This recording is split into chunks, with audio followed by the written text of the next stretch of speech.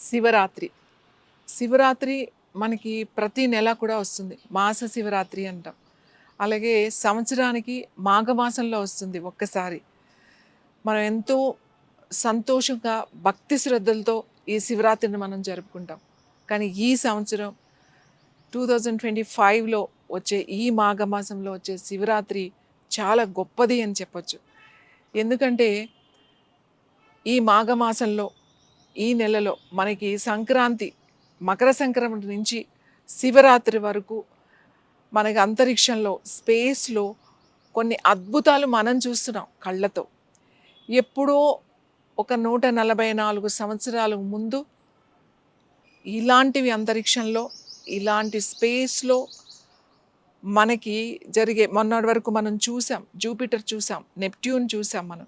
అలాగే ఇప్పుడు 24వ తారీఖున కూడా ఆకాశంలో మనకి ఈ 9 గ్రహాల్ని మనం చూడొచ్చు, కంటితో చూడొచ్చు, టెలిస్కోప్ అవసరం లేకుండా.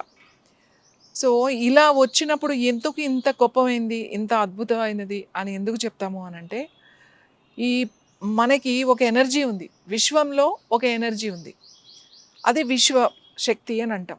అలాగే మన శరీరంలో కూడా ఎనర్జీ ఉంది, ఇది కూడా ఇండివిజువల్ ఎనర్జీ అని చెప్తాం. విశ్వంలో ఉండే ఎనర్జీ, సూర్యుడు రోజు మనకి తూర్పుడు ఉదయిస్తాడు. సూర్యుడు అలా ఉదయించడానికి ఆయనకి కావాల్సిన శక్తి విశ్వంలోంచే తీసుకుంటున్నాడు.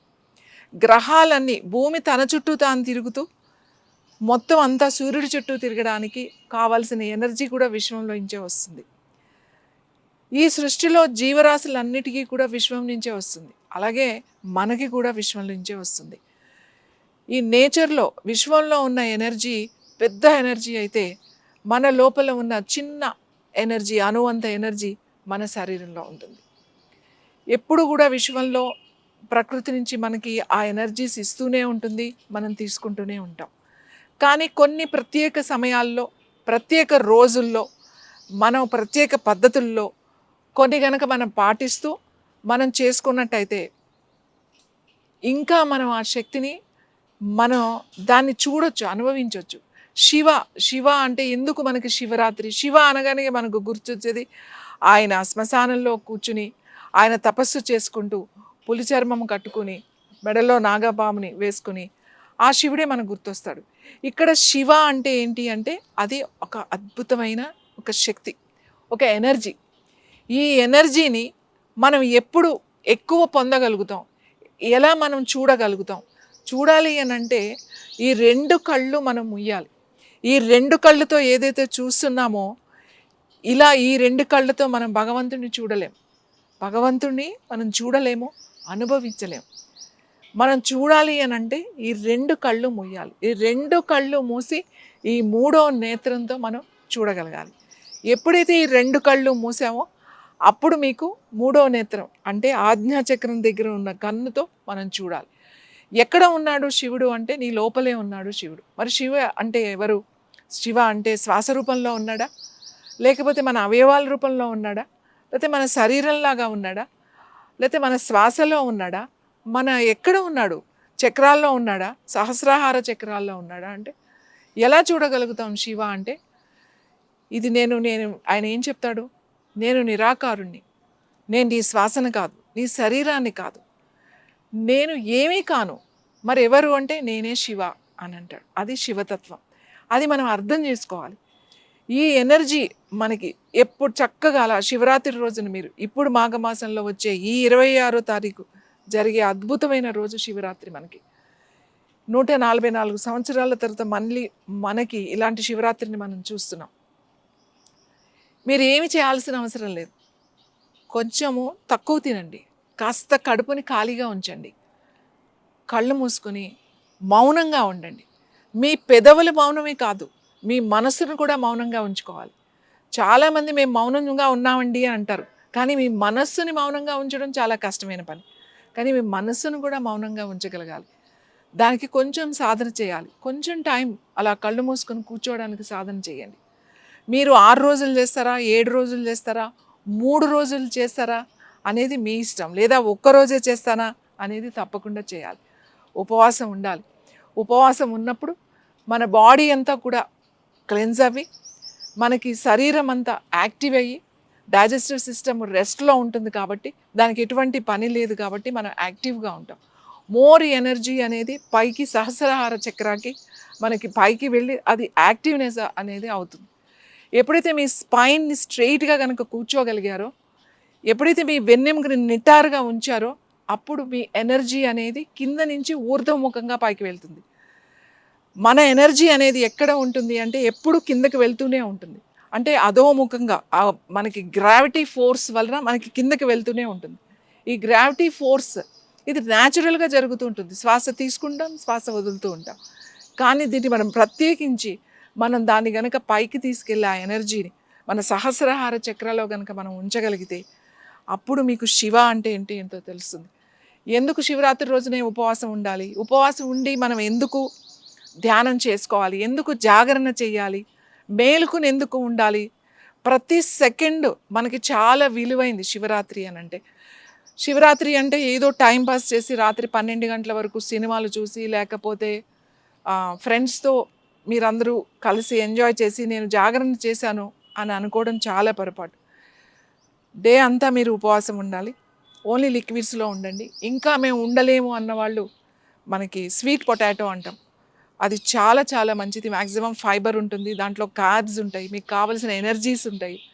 సో అది ఉడకబెట్టుకుని తింటారు, లేదంటే ఖర్జూరం తింటారు కొంతమంది ఓన్లీ లిక్విడ్స్ మీద ఉంటారు, చెరుకు రసం తీసుకుని ఉంటారు, కొంతమంది పాలు తీసుకుని ఉంటారు, కొంతమంది ఒట్టి నీళ్ళ మీదే ఉంటారు. సో ఎవరు ఎంత చేయగలుగుతారో అంత చెయ్యండి. రాత్రి అంతా కరెక్ట్గా 6 నుంచి ఈవినింగ్ 6 నుంచి మార్నింగ్ 6 వరకు మీరు ఎన్ని జాములు, 4 జాములు ఉంటాయన్నమాట. అంటే ప్రతి 3 గంటలకి ఒక జాము అంట. మీరు కూర్చోగడానికి ట్రై చేయండి, జస్ట్ కూర్చోండి అంతే. కళ్ళు మూసుకొని మీ వెన్నెముక నిటారుగా పెట్టి కూర్చోండి. మీకు ఏమి పెద్ద పెద్ద మంత్రాలు, పూజలు, అభిషేకాలు మీకు ఏమీ రాకపోవచ్చు, ఏం పర్వాలేదు. Just you SIT and close your eyes and focus అంతే. అలా కూర్చోండి నిశ్శబ్దంగా. మీ పెదవులు నిశ్శబ్దం కాదు, మీ మనసును నిశ్శబ్దంగా ఉంచండి.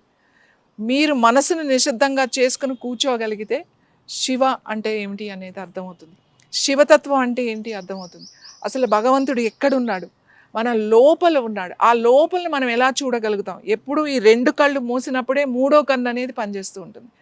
అంతర్ముఖంగా అని చెప్తామన్నమాట. ఈ 3వ కన్ను ఎప్పుడు పనిచేస్తుంది? 2 కళ్ళు మూసుకోవాలి, మీ పెదాలు మూసి ఉంచాలి, నిశ్శబ్దంగా ఉండాలి, కళ్ళు మూసుకుని ఉండాలి. అప్పుడు మీ త్రినేత్రం కూడా అంటాం, 3వ నేత్రం పనిచేయడం మొదలవుతుంది. ఈ 3వ నేత్రం అంటే ఏంటి అంటే this is the pineal gland. ఇది గుర్తుపెట్టుకోండి. మనకి పీనియల్ గ్లాండ్ ఎక్కడ ఉంటుంది అని అంటే ఆజ్ఞా చక్ర అని చెప్తాం కదా, దానికి ఉంటుంది. పీనియల్ గ్లాండ్ ఎంత ఉంటుంది అనుకుంటున్నారు? ఒక చిన్న గింజలాగా ఉంటుంది, ఒక ఒడ్డు గింజ అంటాం కదా, అంతే ఉంటుంది. దానికి మీ పాస్ట్ తెలుసు, మీ ఫ్యూచర్ తెలుసు, దానికి గత జన్మ తెలుసు, వచ్చేది కూడా తెలుసు. దానికి అంత పవర్ ఉంటుంది. ఇది యాక్టివేట్ చేసుకోవాలి అని అంటే మనం ఈ 2 కళ్ళు మూసి కూర్చోవాలి. అప్పుడు మీకు పీనియల్ గ్లాండ్ యాక్టివేట్ అవుతుంది, పిట్యూటరీ గ్లాండ్ యాక్టివేట్ అవుతుంది, మీ మెడుల్లా అబ్లాంగేటా యాక్టివేట్ అవుతుంది, మీ బ్రెయిన్ స్టెమ్ యాక్టివేట్ అవుతుంది, మీ హైపోథాలమస్ యాక్టివేట్ అవుతుంది, 4th ventricle and 3rd ventricle కూడా యాక్టివేట్ అవుతాయి. ఇవి యాక్టివేట్ అయినప్పుడు మీకు అప్పుడు మీరు భగవంతుడు అంటే ఏమిటి, భగవంతుడు ఎలా ఉంటాడు అది మీరు అనుభవించగలుగుతారు. మీ 3వ నేత్రంతో మీరు చూడగలుగుతారు.